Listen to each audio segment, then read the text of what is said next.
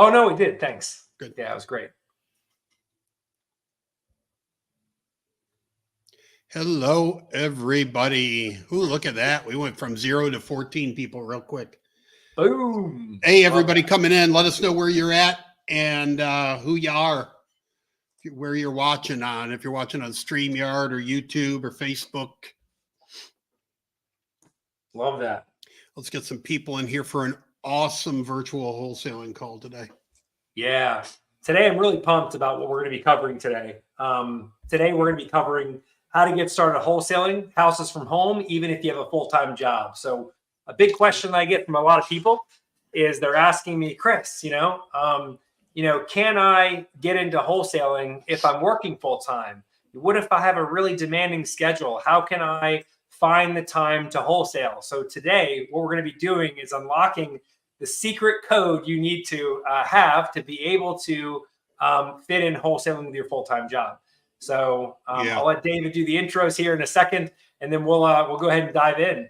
I think it's a great topic because, a lot of times when I'm promoting our calls, especially when we do it in the middle of the day like this, a lot of people ask if there's going to be replays because I can't leave work. And, people have other things going on, right? They've got a full-time job, but they want to get into wholesaling. So, I think this is a great topic. So, hey, everybody coming in, drop your name and location in there. Got a couple, Erica and Barbara. How you doing?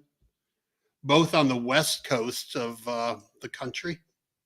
Nice. I love the technology we have here where we can connect with people from all over the country. I mean, if you really think about it, like 20 years ago, that wasn't even possible, right? Where we could all meet together in one spot like this and connect. And we were really limited to our own areas that we're in, and getting together in person. But, as the technology continues to move forward and people start becoming more and more used to doing things online and meeting virtually, it's the wave of the future. 20 years ago, you would have been going city to city. Yeah. Right? 100%. And it's funny. By this time, if you would think back many, many years ago, right? You would think if you mentioned 2024 back then, you think we'd be like the Jetsons right now. We had flying cars and suitcase cars and all that.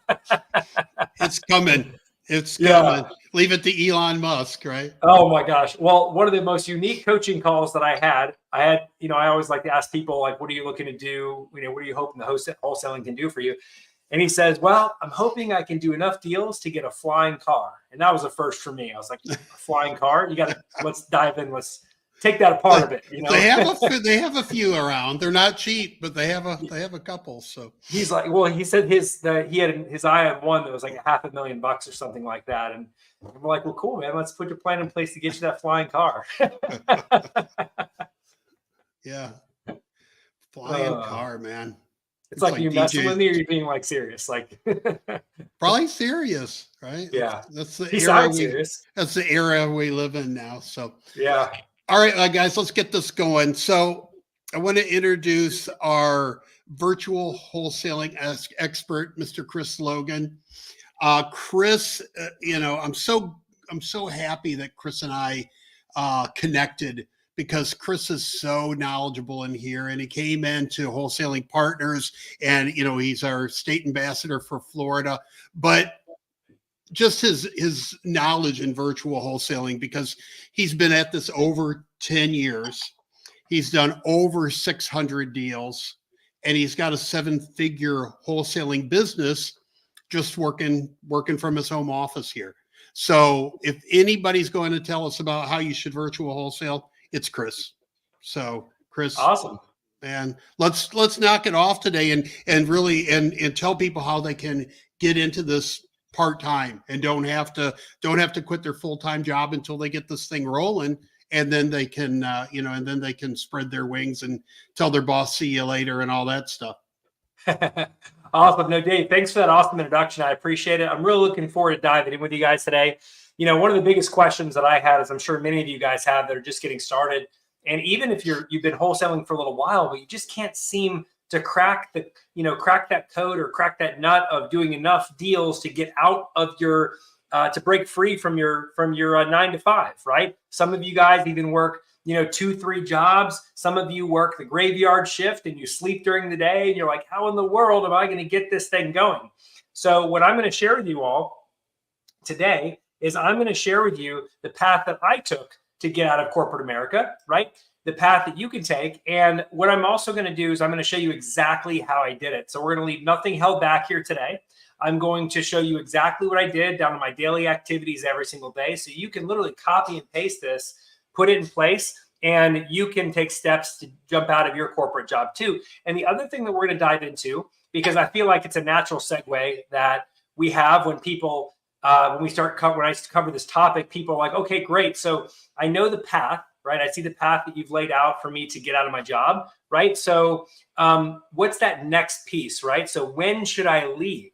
When should I leave my job? How do I know it's the right time? You hear lots of different opinions on podcasts. Some of them are total poo-poo, and I don't want you following those, right? And others they have some truth to them, right? But I'm going to share the brutal, uncovered truth that what I believe, and I'm going to share it with you. My opinion may not be as popular as some people who are more aggressive or more risk takers, but I'm all about, hey, when it's time to leave, you want to make sure that you don't have any stress of your overhead home expenses, right? You don't want any of that when you're trying to grow a business. So I'm going to share with you the right time to leave. And so you'll know exactly what to do to get out, when it's time to leave. And so you can take this full time. So first thing that I want to do is I want to share with you how important it is for you to focus. Okay. Dave knows me, he's known me a while, and he knows that I'm very big on focus. And so I continue to hammer this, guys. Read this book. This is The One Thing by Gary Keller. He's the founder of Keller Williams, which is the largest or one of the largest real estate brokerages in the country. And he wrote this book because entrepreneurs are all over the place, right? Most entrepreneurs have their fingers in 10 different pies and they wonder why they're not getting anywhere, right?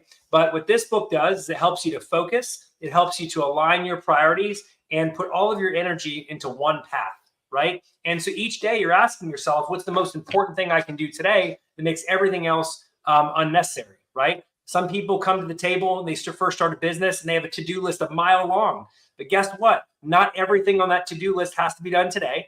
Not everything on that to-do list is important, right? And keep in mind, if everything's important, nothing's important, right? So what that teaches you to do is it teaches you to identify the tasks that are the most important and closest to the money, so you can literally take steps on your journey in the right direction. You're not just like running in place, right? So definitely get that book. For any of you who need to know what that is, again, it's The One Thing by Gary Keller. You can get it on Amazon. Quick tip, if you go ahead and you get the Audible version, which is the listen version, and the book, get them both. Read them at the same time. It's proven that you'll retain 80% more of the information that you read if you're listening to it and you read it at the same time. So definitely do that, and watch your retain more information and know how to put it in place.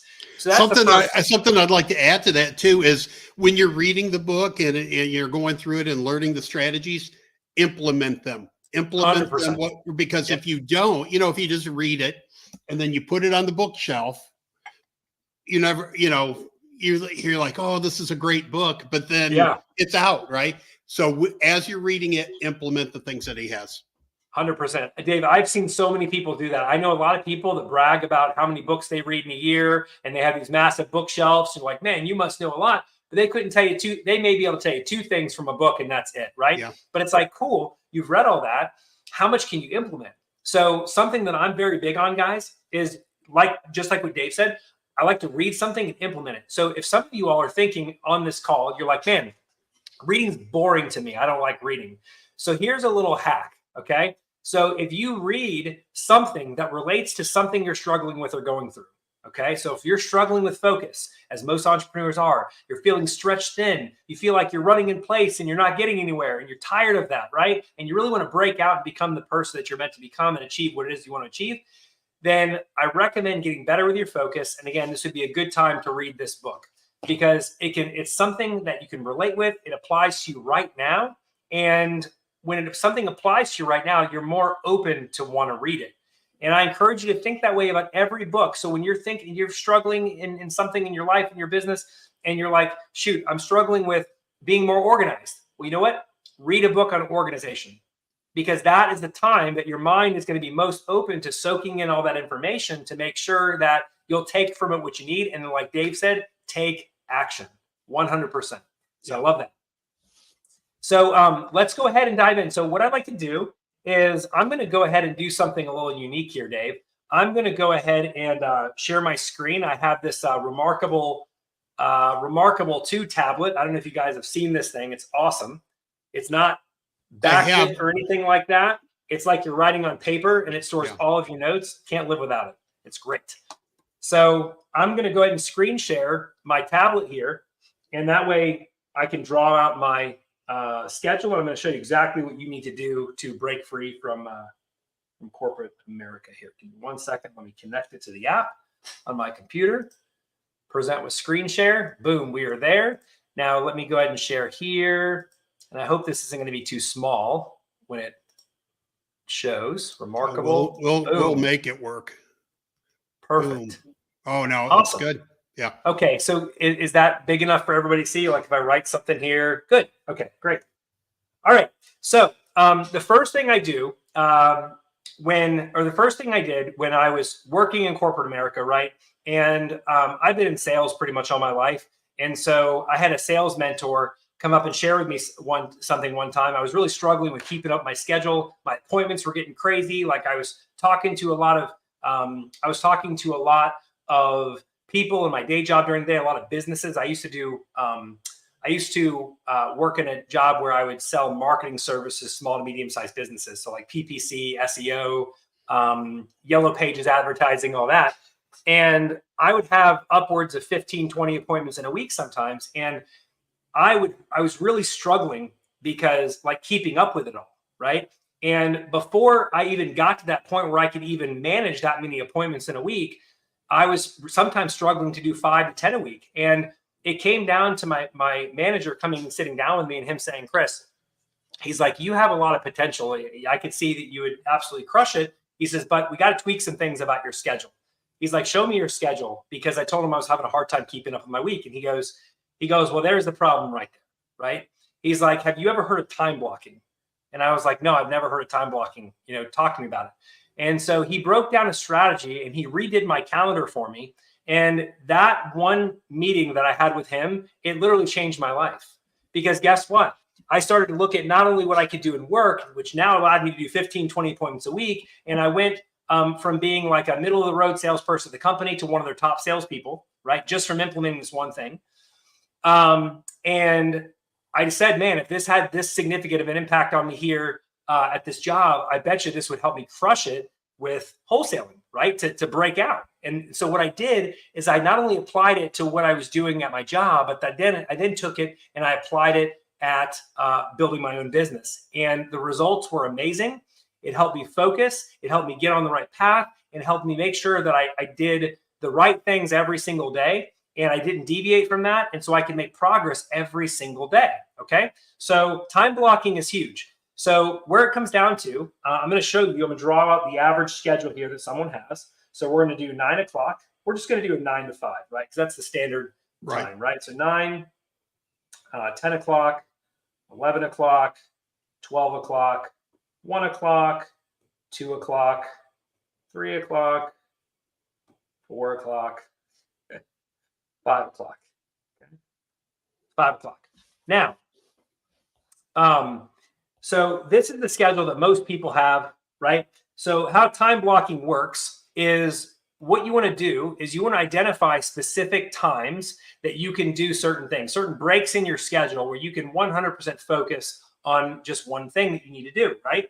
So one of the things I realized is I said, okay, before I go to work in the morning and I get ready and I can have my breakfast, at that point, I can do something that doesn't involve me calling people, right? Because it's pretty early in the morning. It's probably like 8 o'clock in the morning, 7:30 in the morning. You can't call people at that point. So what can you do to set yourself up for the day?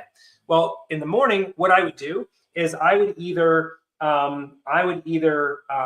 organize my list for the day, my calling lists, right? Prepare those, because most wholesalers begin a day without knowing what they're going to do next. And that is the kiss of death for an entrepreneur, right? When you do this thing full time, you can't wake up in the morning not knowing what you're going to do that day, because there's a good chance that you're never going to hit your goals if that's how you're running your business, right? So first thing I would do is organize my list. I put together the list of the sellers that I was going to reach out to that day, or the list of buyers, right? The next thing I would do is I would also grow my cash buyer list. So maybe if my lists were already organized and I did that at the end of the day, the previous day, I would focus on growing my cash buyers list, right? So what I would do is I would shoot messages out to people on Facebook. I join all the Facebook groups, the local Facebook groups from my area. And then I would look at buyers in that group that commented on posts, said they were interested in buying certain properties that other wholesalers had. And then I'd shoot out all my DMs around that time, right? Because entrepreneurs were up early, right? Most entrepreneurs are working a full-time job anyway. And so everybody's up early, right? But it's not as annoying as like a phone call that early in the morning, right? So shoot out your DMs. I organize my list. Then what I would do is I got a lunch from 12 to 1, right? So from 12 to 1, what I would do is I would focus on doing two things. I would either call back leads, call back seller leads. Okay, now you got to eat, right? So I crammed down my food for like 10, 15 minutes, right? Because I wanted to have as much time as I could to make calls and things like that, right? So I call back seller leads. So if I was doing some type of marketing, like direct mail or bandit signs or something back then where I'd have calls coming in, I'd call back all those leads, right? Or if I had sellers I had to follow up with, I'd call those. That would be my first priority. But once I ran out of those, I would cold call. Okay, so I would cold call during that time from 12 to 1. All right, I'd get in as many calls as I could. 1:30, I was back at the office and rocking and rolling again. So what have I done here so far? At the beginning of the day, I started with my business, right? So it gave me more peace, because one of the biggest pains that people have when their eyes become open and their minds become open to the life entrepreneurship and living the financial freedom lifestyle and all that, right? They start thinking about how, man, I'm getting up and I'm going to work, paying the man again, right? So the thing is that if you can start your day with something that's building your future, right? You feel much better about your day. You're like, okay, great. I got in my one thing this morning. Now I'm going to go to work. I'm going to do the right thing. I'm gonna earn a check so I can keep consistent income coming in and pay and provide for my family. But guess what? Lunchtime, that's my time, right? So from 12 to 1, I was making calls, calling back leads, making traction, right? Then what I would do is after 5 o'clock, I was done at 5. I'd get home probably by 5:30, 6 o'clock. At that point, I would have I'd have some dinner. So I'd have dinner pretty quick, right? And then guess what? From 6 o'clock to 7:30, that right there was my sacred time. So what I would do is I would have that time to build my empire, right? I'd take that time to focus on building my business. And I ran this schedule for a very long time. Now, some of you might say, well, Chris, that's I go to the gym too, or I work till 7 and that schedule's not realistic for me and stuff. And you had it easy because you could get off at 5. Guys, I'm leaving out a very important fact here, that I would travel a lot in my sales position, and I would drive to territories that were like 2.5 hours away. And sometimes I'd make these calls from a hotel, like a hotel lobby if I had to, right? And then other times I'd drive back home at like 8 o'clock at night. Heather and I would throw out some bandit signs. That's what we used to do back then. And then I'd get up in the next morning and drive back to territory 2 hours away. I did whatever it took, right? So a lot of people are interested, but they're not committed. There's a really big difference. So the wholesalers that are successful are the ones that are committed. The ones that are not successful, the ones that are interested. Because if you're interested, you're going to find an excuse. But if you're committed, you're going to find a way, right? So it's really important, come heck or high water, that you put a schedule in place like this, that you can follow it and you can commit to it 100%. Now, here's something, guys, that's really, really important. This time that you set aside, right? Like this 12 to 1 time, this 6 to 7:30 time, this time is your sacred time. That means no other distractions, okay? So in 12 to 1, if you're calling on a dialer on a computer, you are turning off your phone and setting it aside for that time. The world's not going to fall apart now, okay? It's just not, okay? So if you have kids and you have to watch your phone just in case of emergencies, I understand that. I got a 9-month-old. And so, maybe turn your phone over and just have it on vibrate. So that way it doesn't ring and distract you, but you can stay focused. But the biggest thing, guys, I'll tell you is staying focused, because if you have this time blocking, let's say you put this time in from 12 to 1, from 6 to 7:30, and you don't stick to that time. So let's say you spend that time scrolling through, you make a couple calls, you scroll through social, you make a couple calls, you like a few things, right? If you've ever said to yourself, you don't have the time, okay, I want you to go on your phone. Well, it's going to defeat the purpose of time blocking, number one. But if you go on your phone and you look at how much time you spend on Facebook, for those of you who are saying you don't have any time, there's your time right there, okay? So stick to your time blocks. You do nothing else outside of the one thing that you set aside to do during that time, right? And then what you can also do, I'm going to share with you guys another ninja hack right here, okay?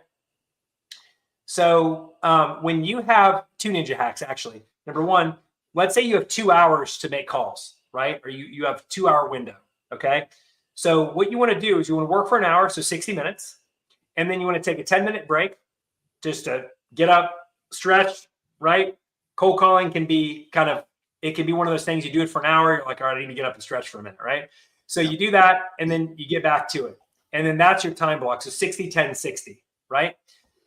So that's the first thing. So that'll prevent you from feeling exhausted and feeling like you can't do it, or feeling like you just need to stretch for a minute, get up, walk around, keep the energy pumping. Motion, where emotion goes, energy flows, or motion creates emotion. I think it's an old sales saying, right? So that's that. And here's the thing: for some of you guys are saying, "Well, Chris, but I get home at 7 o'clock. I get home at 6:30, right? How am I supposed to make cold calls when you really shouldn't dial people past 7:30?" And I didn't mention that before, guys, but you really don't want to make cold calls or call sellers past 7:30. They don't like it. You're gonna make people very upset. So don't do it. So what do you do if you get home at 6:30 or 7, right? Couple things that you can do. The first thing, I actually just had a coaching client tell me today that based on a suggestion that I gave her, she was able to take it to her boss, switch her schedule up, and gain an extra hour in the evening, right? So her problem was she really didn't have, she would work, I think, from 10 to 7 or something like that. So all she did is she asked her boss, can I come in a bit earlier, right? And take my lunch the last hour of the day. So now she gets off at like 4 o'clock, right? And so from 4 o'clock until 6 o'clock, she stays at her work, but she can go in the side room that nobody uses and she can bang out her cold calls, right? So that's really thinking outside the box, guys. You got to do that. You can't just keep your feet planted and be like, oh, my situation's hard. You don't understand. I don't have the time. I got X, Y. Guys, you can either have results or you can have excuses, but you can't have both, unfortunately. It's just not how it works, right? So the second thing you can do is, we live in the United States, right? So if you're in, let's give you an example. Let's say you live in the East Coast, right? And it's, you don't get off of work until 6 o'clock, 6:30, right? So normally you'd only have an hour to dial, when realistically you have time spent driving home and all that stuff, right? So say you have 30 minutes to dial. What if you picked a territory, coming back to virtual wholesaling, and the reason why I love this, guys, let's say you picked a territory that was in a time zone that was 2 or 3 hours behind you. Boom, there's your time. So you're sitting here thinking, man, I don't have any time. I shouldn't call past 7:30. Chris is saying that. Yep, that's my thing. I can't do it, right? No, you no longer have that out anymore, because what you can do is you can hop to an area, like I said, that's 2 or 3 hours behind you, even an hour, 2, 3 hours behind you, and boom, there's your time. So when it's 7:30 here, it's 4:30 there or 5:30 there, and you have that 2-hour window. So trust me when I say this, guys, if you put this time blocking plan in place and you commit to these activities every day, as a wholesaler, you should be doing 2 things at any given point in time. You should be talking with cash buyers or talking with sellers, and that's it, right? Nothing else. Don't fiddle faddle in your CRM. Go ahead, Dave. Just what you have on the screen right here. If and you know this for being an entrepreneur, and I do too. If because we've got a lot of things going on, and I'm building the community, and I'm doing a website, and I'm talking to people, trying to get people come on, all that. So we got a lot going on. But if you're trying to start a wholesaling business, you don't have all that. You just can focus, like you said, buyers and sellers, right? And if you take 3 hours or 2.5 hours a day, like you have on the screen here, and carve it out, block out everything else, and just do that, you're going to do as much as some people do if they're doing it on a full-time job, right? 100%. Because you're so laser focused on those 3 hours or 2.5 hours that you're going to complete more in that time than somebody does, that does this full time, because they're running here and they're doing this and they've got to, do something with their website and blah, blah, blah. Shove all that aside and just focus on the core: calling sellers, calling buyers. That's it. 100%, Dave. I couldn't agree with that more. Exactly. Most people are very unorganized, and people ask me all the time, is wholesaling saturated? I say, no, wholesaling is not saturated at all. Actually, there's barely any good wholesalers out there, right? Only like 1% of wholesalers are actually good, because most wholesalers are not consistent. They don't track their numbers. They are not really professional. They act like they want the money more than helping the seller, and it kills their chance of success. So when you have someone like you guys going in there, and I know all of you are like this because you're on this call bettering yourself with Dave and I today, when you treat the sellers with respect, you literally try to become a problem solver and help them out of a hard situation. And you know what, guys, you can help people and make a fantastic income at the exact same time. So this will allow you to do that. Now, some of you might be looking at this and be like, well, Chris, I notice that you don't have somewhere here to respond to all these buyers that you've been messaging here in the morning, right? I caught you there, right? So here's the thing. What you want to do is you're going to send those messages out, right? So you can go ahead and respond back to those people first the very next day before you do your next round of messaging, or you can respond to them throughout the day. Like maybe you get up to use the restroom or something, you leave for a minute, and boom, boom, boom, respond to people, done deal. And I'm going to give you guys a quick tip here on that. So you want to streamline what you're doing as much as you possibly can. And so if you have a string of responses that typically you're seeing are the same responses you're giving to cash buyers all the time and sellers all the time, save those responses. And like you guys got an iPhone or you got like a cell phone, save those responses in your notes app, and then just copy and paste those answers to the person for all of the future calls. Stuff like that, where you can shave a minute here, shave a minute there. I mean, it really adds up over time. I don't know if you guys have seen the movie with Will Smith. He's on the phones, entrepreneur on the phones. Pursuit of Happiness. There you go. Pursuit of Happiness. Yeah, I couldn't think of it. So there's a part in that movie that's really valuable, where he's really his schedule, like the amount of time he can dial is much less than everybody else, because he would have to leave work early because he was homeless, and he would need to make it to the church to be first in line so him and his son would have a place to sleep. Okay, this movie is phenomenal for inspiration. Okay, so what he did is, in the movie, he said, I came up with the idea and found out that, because I didn't have as much time as everybody else, I had to do twice as much as they could do in half the time. So what I realized is that I didn't put the phone down and hang up in between each calls, and I had the phone on my neck and I could just hit the hang up button and dial the next call. He's like, I had an additional 2 hours a day, or something like that, 2 hours a day that I could dial and be productive, right? So he's picking and slicing every little bit of time that he can to put that into building his business, right? And then eventually the real character in the movie went on to, sell his financial services firm for millions of dollars, became wildly successful. But he had the story that a lot of you guys have, right? That a lot of us have, right? You're working like crazy in your 9 to 5. You may have financial pressure. You may have people that depend on you. You may have family that you got to keep a roof over their head, and maybe times have been tough, right? But this is not your time to back off. This is your time to lean in, right? And do whatever you can, because success is your duty and your obligation, right? To be a provider, and that's what you have to do. Chris, another thing that I would suggest people to do is download a good phone call recorder on your phone. Yeah. Right. And then if you're talking to somebody on the go, right, you're driving, you don't have to pull over Mhm. and take notes, right? You talk to them, record it, and then later, after the kids go to bed, you can go back and make notes from Love your that. calls, right? So if you're talking to buyers or sellers, and you're talking to a buyer and you're saying, hey, what's your criteria? Where are you buying? What cities are you buying in? And all that, it's just recorded, and later you can go down and jot it all down. But also a 100%. good time saving tip. Yeah, and with a lot of the new tools that are coming out with AI and stuff, I mean, there's apps like that you can download that will literally take notes on your conversation and everything. It's Yeah. it's crazy, like what's coming out. But yeah, so guys, like the point of what Dave and I are sharing with you here today is there's always a way. You may feel shackled, you may feel chained, like your situation is different because of X, Y, and Z. But don't believe that story that you're telling yourself, because that story is designed to keep you in your comfort zone. Right? It's easier to sit here and say, I can't do it because of X, Y, and Z, than to accept the fact that you can do it, right? And you can actually have everything it is that you actually want, right?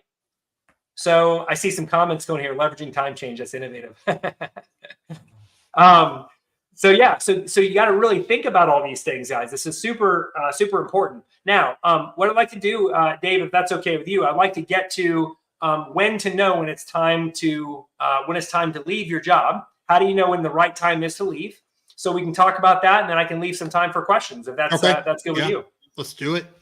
Awesome. Okay, so the big question that I get from a lot of people who are just getting started in real estate, they're like, Chris. So my question is, and I'm gonna go ahead and stop sharing here. A lot of people say, well, Chris, when is the right time to leave my job? I've heard on certain podcasts and coaches and YouTubers that say, bro, you do your first deal and then you hit that eject button and you leave, right? I've seen people do this, and I've seen like catastrophic consequences from it, right? So It sounds good. You get all pumped up. Maybe you do a $5,000 deal, a $10,000, $15,000, $20,000, even $30,000 deal or more. And you're like, bye-bye, 9 to 5. I don't need that, right? No, guys, don't do that. That's not responsible to do. Some people have better risk tolerance than others, right? I'm a pretty risky guy, but I'm also the type of guy that says I got to be responsible, right? So what I want you all to do, okay, is when you're about to, how to know when you're about to leave, when it's right time to leave your corporate job, you need a few things in place. So the first thing that I typically recommend is having anywhere from 6 months to 12 months of savings to cover your household overhead, right, for a year, if you were to leave, right? So that's the first check mark. Now, before you say, Chris, well, that's a lot, that's going to take time, that's not sexy. Trust me, approaching it like this, you're going to thank me when you get here, okay? And if you can see how much you can make in wholesaling, it really doesn't take that long to do this, right? Especially if you're smart with your money and you save what you make, right? Don't go out and blow all the money that you make on vacations and TVs and stuff. Guys, we're setting up your future here. Buying stuff like that is just going to keep you where you are for longer, maybe even worse, right? So what you want to do is have 6 to 12 months, right? Again, the average wholesale deal that I've seen is anywhere between $15,000, $20,000. Sure, you can have some that are less, $10,000, $5,000, $2,000, but you can also have more. But the average across the board, from what I've seen, is 15 to 20, right? So think about that. If your bottom line, let's say you would need, $100,000, right, to be able to leave your job because that's what you make in a year, right? If you make $50,000, whatever the case is, that's what you need to have saved up in an account in cash so you can tap into it if you need to for emergencies, right? The second criteria that you need to have, okay, is you want to make sure that you're doing deals consistently. So in other words, if you do a deal in January, right, and let's say you're averaging a deal a month, right, or 2 deals a month, do you know when your next deal is going to come? Do you know what marketing channel it's going to come from? Do you know how many leads it takes you to get a deal? How many offers it takes you to get a deal? Do you know all those things, right? So is it predictable? Do you know you got a deal this month and you know you're going to get it next month based on how the pattern of how things have gone over the last 6 to 12 months, right? So if you know where your next deal is coming from and you're doing deals consistently and you have 6 to 12 months of savings in the bank, that is when you can officially hit the eject button and you can step into this new lifestyle of financial freedom that you have and start building a fantastic future That's what I did, right? So before some of you say, Chris, that's not possible. That seems like such an overwhelming amount. I make $50,000 a year. So, 50,000, I've never even had $5,000 in my bank account. You can do it, right? You can do it. You just have to be disciplined with it, because here's the thing. Get the spending under control right now while you have a job. It's better to figure that out now than when you leave and have a real problem, right? So there's a lot of discipline that comes along with that too, because you're going to have all this big chunk of money sitting in the bank and you're like, oh, I can do whatever I want. No, that's your reserve funds, right? That's your reserve funds to support your financial freedom lifestyle. So where if you have a rough month or rough 2 months, you know what? The lights stay on, everybody's happy, and you can move forward. Yeah. So that's what I really recommend. If you've got, and again, it's not sexy, right? Mm-hmm. But guys, if you're starting your own business and you want to be an entrepreneur and do something like this, you have to learn to do this. It's just responsible. You don't want to put your family at risk. You don't want to, you don't want to be homeless, right? You want it to work. So learning to be responsible, to, get your financial house in order, know what you're spending a month on, housing, on food, on entertainment, whatever it is, come up with a monthly number. You're like, I live right now comfortably on this number, and then use that number times 6 times 12, whichever you want to use, and do it the right way, right? Don't do a deal, get some money and go, you know what, I'm quitting my job and I'm just going to do this. And then you go 3 months and don't do another deal. And you're like, oh crap, right? Yeah. It was, I got lucky once, right?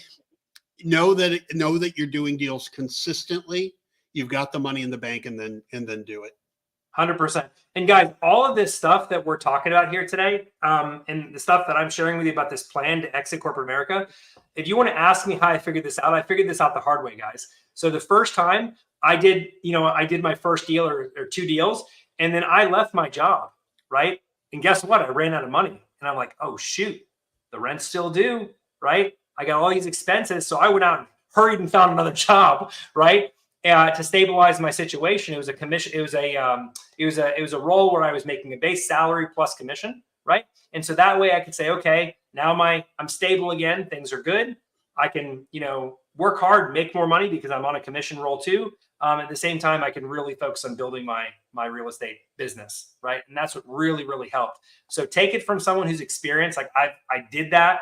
I left my job. I was jumping up and down. And then when the money runs out, right, or deals aren't as predictable as you think they are, then you're like, oh, shoot, right? And you got to move quick. So that's what I'd recommend. So don't leave your job until you're making as much money in wholesaling, if not more, than you are in your job. And then from there, you can officially leave when you have, like I said, the 6 to 12 months saved. Very solid advice. Very solid advice. Don't we learn all the best lessons by screwing up, don't we? Oh man, some of the best lessons, there's a saying that says, life gives you it's a great saying. It'd be perfect right here. It's, life gives you the test first and the lesson later. Yeah. Right. Right. So you get the test first and then the lesson later. So, right. But listen, don't learn this yourself. We're telling you right now. Yeah. First deal, don't quit your job. All right. Yep. Let's get some repetition going. Let's get some consistency going. Yep. Then it's time. Right? Yep. If anyone tells you to quit your job after your first wholesale deal, that's just marketing, guys. Don't buy that. Yeah. So let's go ahead and answer some questions. I love guys. Loaded up here. Shoot some questions, guys. Let's get some stuff in here. Let's see. Scrolling down. I think everybody's just telling us where they want. They again, that book was The One Thing. If you want to write that down. What do we got here? Come on, guys. Give Chris some questions about virtual wholesaling. That's why we've got him here. Yeah, I'm here, guys. I'm at your disposal today. I mean, if you want, Dave and I can leave early and we can, hit the beach or whatever. Yeah, man. It's a pretty day out here in Florida, right? Yeah, exactly. All right, here we go. We got one for you. Okay, perfect. No, this is great. Have I tried hiring a VA to make calls? How much time goes into supporting a VA? No, that's a really great question. And this is an area that I have a lot of experience in. So I actually own a call center in Bangladesh where we have our own callers that we've got over there. So I have a call center manager that runs that. And not only does he recruit for my team, but he also recruits for my coaching clients as well. And so I have hired a VA to make calls. So I will tell you that not every VA is made equal when it comes to this. There's a lot of call centers out there that are not very good. There's a lot of VAs out there that are not very good. But if you can find a quality VA to make calls for you, it can be very, very good for you, right? So one thing I'll tell you though, and I firmly believe this, right? So most people are not in a position to hire a VA to make calls for them right off the bat. Most people are not in that position, right? Because most people haven't done a deal before. Most people haven't got on the phone, talk to sellers before themselves, and they're kind of looking for the easy way out, to get out of the discomfort of cold calling. And so they want to put a VA in place. So I recommend you cold calling and getting a deal yourself first. And then once you get a deal, then outsourcing it. Unless it's like an extreme situation where you literally have zero time and none of the suggestions I've made work. And that's the only way that you can be consistent. But just know it may take you a little bit of time to get traction because most people, when they first start on the phones, they suck, right? But it's okay because everybody sucks at everything when they first start, right? But you take steps every single day and you get better and better and better and better, right? So yeah, so we've had up to 10 VAs on our team making calls. Cold calling is our jam. That's how we generate all of our leads and how we close all of our deals. So as far as time supporting a VA, what I did is I made calls first. Then I hired 3 people. One of them ended up staying out of those 3. And that one was my best cold caller. In my top month, we had 22 houses under contract. And he was so good, matter of fact, that we actually ended up promoting him to become our call center manager. And then he oversees a team of VAs. I want to. Brian said I was afraid you were going to say that. Brian, here's the thing, and I've seen a lot of people do this, and I'm sure Chris has too. People don't want to make cold calls. They're like, oh, it makes my tummy hurt, and and I don't like it, right? Because they've never done it before.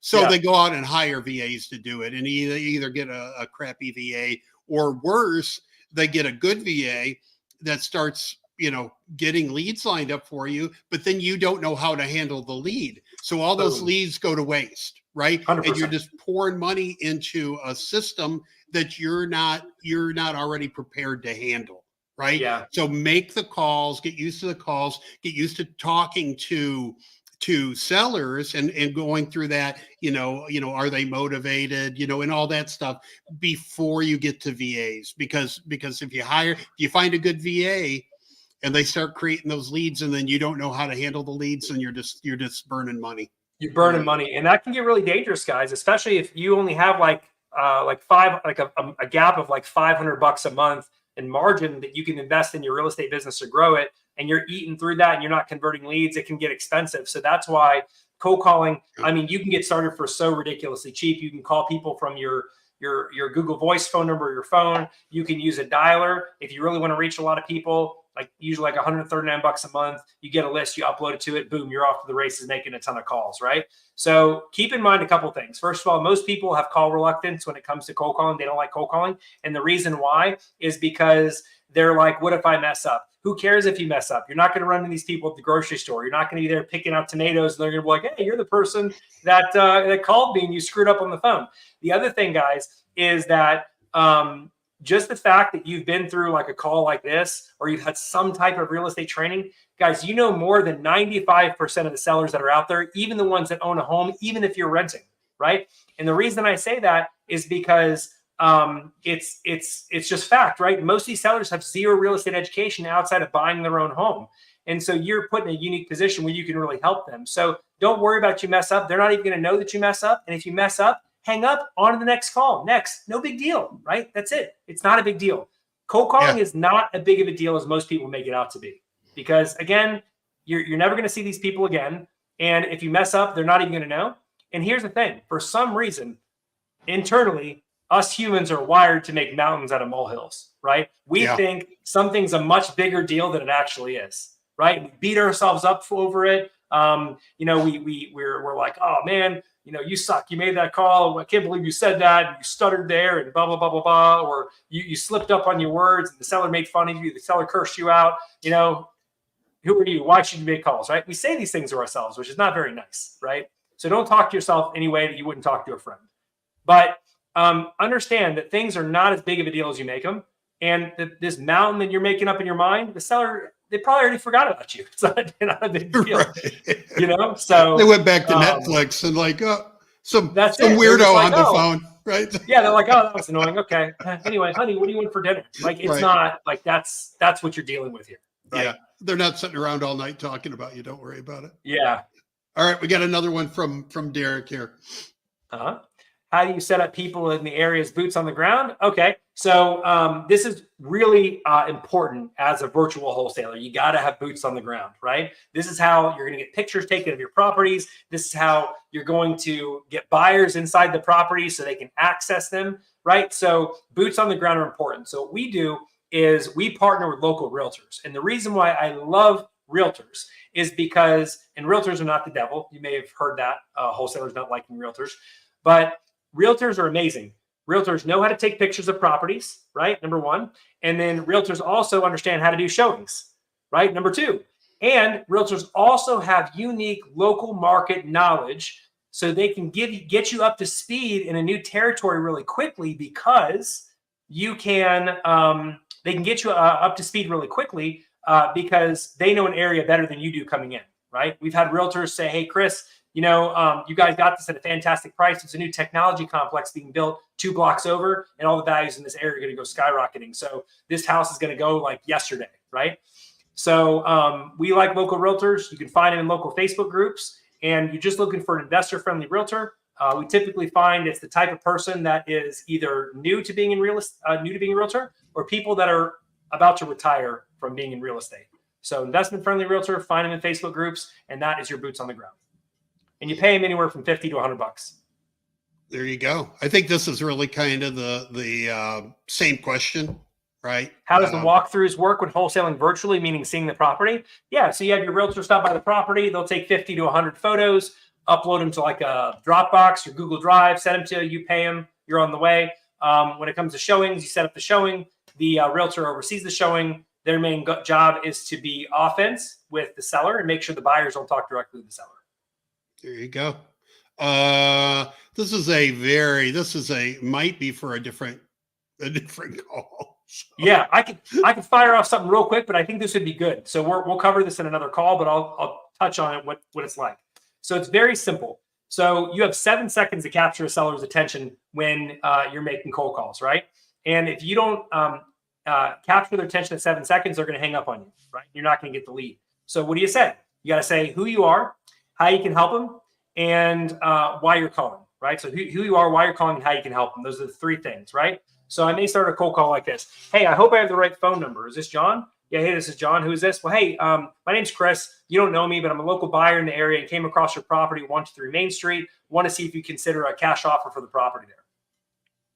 Done. So what did I do right there? Less than 7 seconds. I said who I was, why I was calling, and how I could help him. And at that point, he can decide if he wants to move forward or not. And then what we'll do is on future calls, we'll talk about what to say after that. So yeah, I'm going to grab the link for our full virtual wholesaling call we did, and I'll drop it here in a minute. So, all right. We got a question from Cheryl here. Why do so many people, whether they're a wholesaler or FSBO, say no to wholesalers? Is it because of daisy chains? Oh, this is a great question. So the reason why people say this, and I'm guessing you're seeing a property advertised in a Facebook group and it says in the post, no wholesalers, or maybe it'll say FSBO, no wholesalers.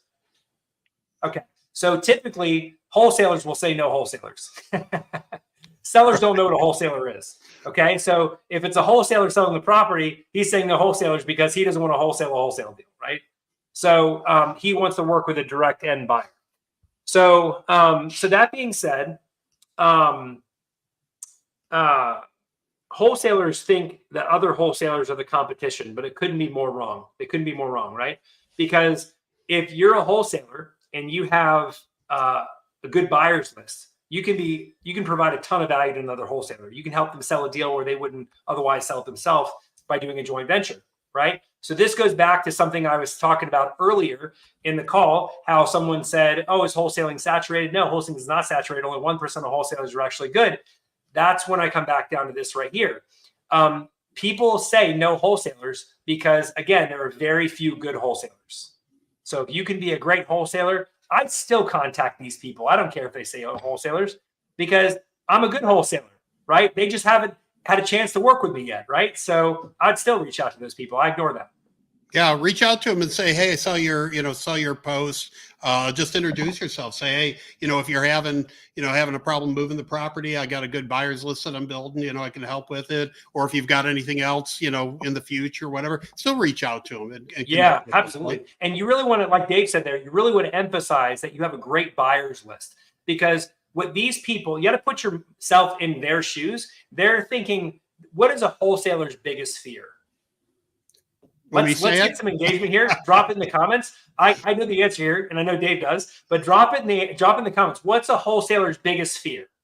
You got a property under contract. What's your biggest fear? Everybody drop it. Drop it like it's hot. Drop your answers.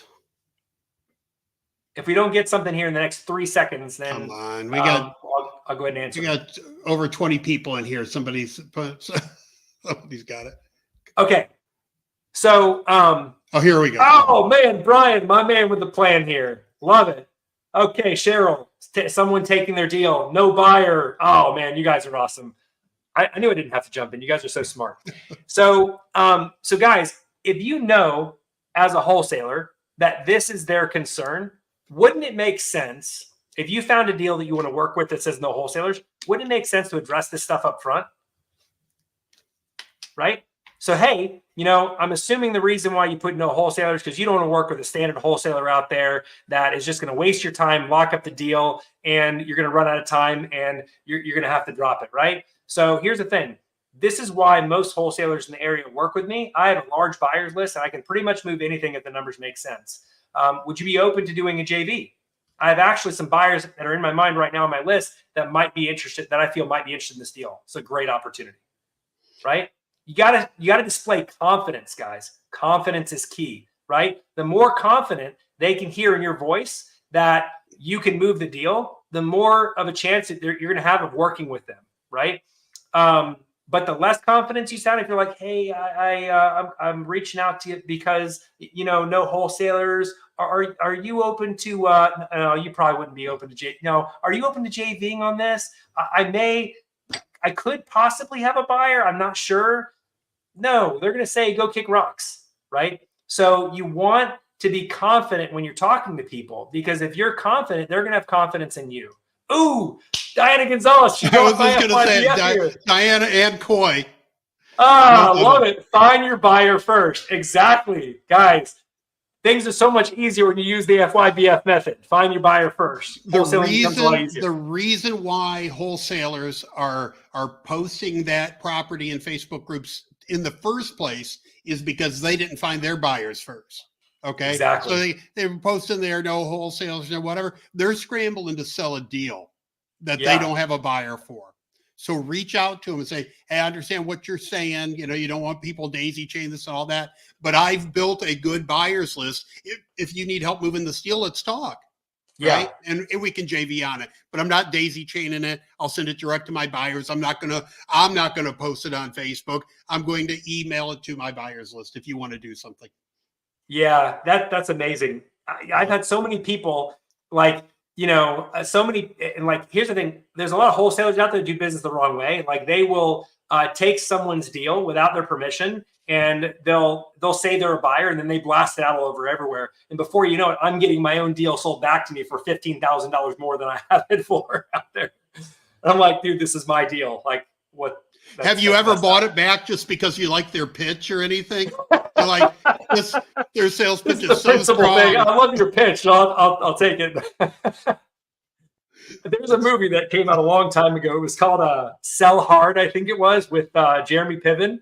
And there was this type of sale they had in the car business that if you could get if someone would sell you their car, then you could get them to buy it back or something like that. It had this name for it. It was so funny. So funny. Yeah, There's a video clip of that. I don't know what the movie is, but it's Danny DeVito, and he sells the owner. I know what that is. That's not Surviving Christmas, but that's one of the Deck the Halls. That is one of our favorite Christmas movies. That's funny. That All was right, so funny. we got a question from Brian here. Is there a starting shoe on a shoestring dialer you have used, like a good affordable dialer? Yeah, so the most affordable dialer that I found is one that I can post in the comments here. It's the one that we use.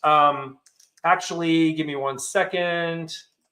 Yeah, let me post this in the comments. You guys can have it.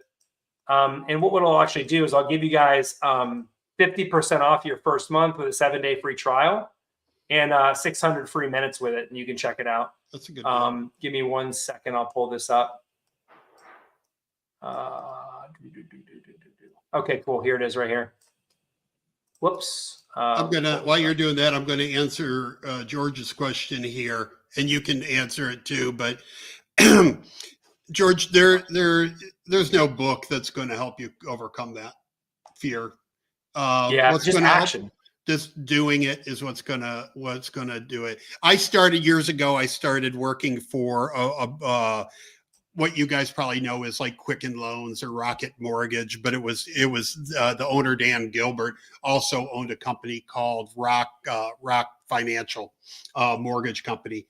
And when I started working there, and I'd already had experience in sales and mortgage, but when I started working there, I was in a group of probably close to 100 people, and they had us practice calls for 5 weeks before they would even let us near a real phone call coming in, right? That's great. Because they knew, over the course of 5 weeks, so we did other things too, but over the course of 5 weeks, they could teach us how to be very comfortable on the phone and follow their script and do all those things. Yep. And it was repetition, and that's it. You want to get good at something, you would do it over and over and over again.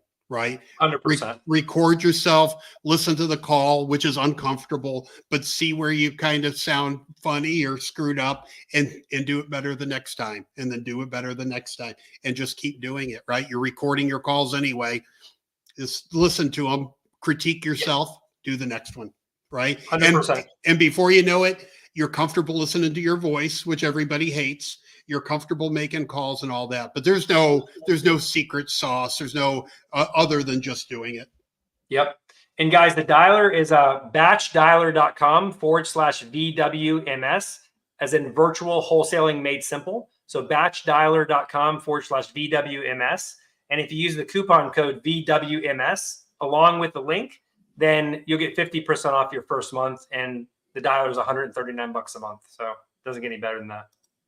There you guys go. All right. Okay, Perez got a big question here for you. I'm going to let you go with that one. Mm-hmm. Starting a wholesale business, which team should you initially start hiring besides your cold caller, and what tips can you share in order to hire a quality team? Oh, this is great. So there's a lot of learning that goes into hiring, right? Hiring is an art form itself, right? And so here's the path that you want to take. So you want to do the business yourself, right? Wholesale yourself until, let me back up for a minute. So the first hire that you should make, okay, is the task that takes up the most of your time, but doesn't generate like immediate money for yourself, right? So if that person is, in most cases, that's an executive assistant. So that's someone like a VA, a $2 to $3 an hour VA that can do a lot of the admin stuff for you to free up your time, like the downloading the list, the skip tracing of the list, the uploading it to the dialer, right? The pulling more lists, those types of things. Like there's a lot of things that a VA can do. You want to hire one like part-time that can do those things for you, so you don't have to get bogged down in that like many steps, right?